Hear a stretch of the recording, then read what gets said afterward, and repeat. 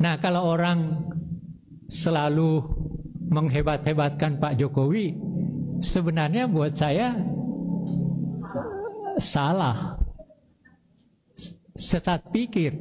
Wah, wah, wah, wah. Jadi kalau orang menghebat-hebatkan beliau, bagi saya nggak hebat. Bagi saya ketika orang, sekarang kan orang mengatakan 70%, 87% orang masyarakat puas. Bagi saya bukan persoalan puas atau tidak. Bagi saya memang itu tugas presiden. Kalau dia gagal ya salah. Saya sangat senang ketika Pak Jokowi mengatakan akan melakukan revolusi mental.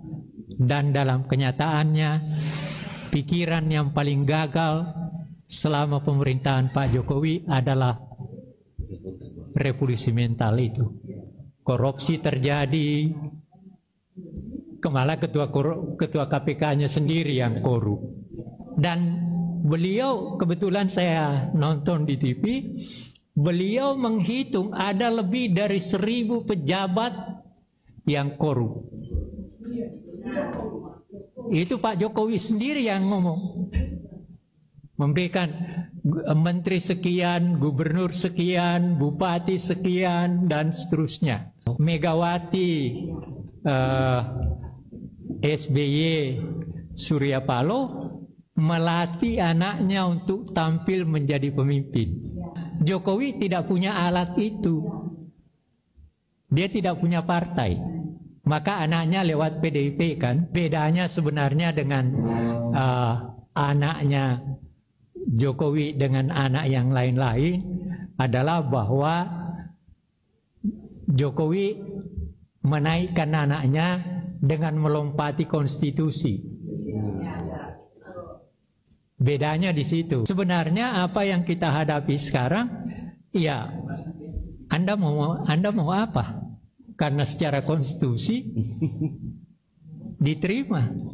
Jadi kalau Anda mau marah, ya jangan marah sama Jokowi, marah sama KPU, marah sama Bawaslu. Jokowi menerima dan memang itu dia kehendaki. Tapi yang menarik begini, pernyataan dari Wakil Presiden Yusuf Kalla. Itu pernyataan dia. Dia katakan, oh itu melanggar karena melanggar sumpah. Gitu. Jadi kalau saya memang di samping melanggar sumpah, sebenarnya begini, seorang pemimpin itu terutama harus meletakkan etika di atas segala-galanya. Jadi peraturan itu bunyinya seperti itu, tapi kalau hati nurani saya menyatakan bahwa ini tidak pantas saya lakukan, maka saya lari kepada etik atau tidak untuk melakukan itu. Ini yang harus dipikirkan oleh siapapun. Ya, oleh siapapun. Karena apa? Ketika aturan-aturan tidak dilandasi oleh etika, maka aturan itu bisa amburadul akibatnya. Itu persoalan besar kita. Maka saya berharap agar supaya tolong siapapun dia, apalagi kalau pemimpin, dahulukan ketika mau berbuat etikanya untuk kemudian aturannya. Gitu. Jadi jangan melompati etika, rusak semua. Itu kan yang terjadi dengan Mahkamah Konstitusi. Ketika memberikan ruang kepada